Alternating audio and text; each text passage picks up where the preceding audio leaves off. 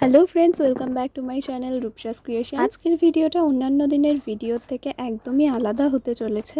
এটা কোনো jewellery making এর ভিডিও নয়। আজকে যেটা তোমাদের সামনে আনবক্সিং করব সেটা হচ্ছে আমার একটা ছোট্ট স্বপ্ন ছিল যে এই জিনিসটা আমি কিনবো। আমি এটা অর্ডারও করেছি আর সেটা তোমাদের সামনে আজকে আমি আনবক্সিং করছি। মানে জিনিসটা হাতে পেয়ে আমি জাস্ট ভাবতেই পারিনি যে এটা আমি কিনে ফেলেছি। অনেকেই ভাবতে পারো যে এটা কেনা এমন আর কি ব্যাপার, বাট সত্যি আমি যখন এই কাজটা মানে এই ক্রাফটের কাজ যখন প্রথম করি তখন আমার ফার্স্ট কাজ স্টার্ট হয়েছিল কুইলিং পেপার দিয়ে। সেটা হচ্ছে 2017-র কথা।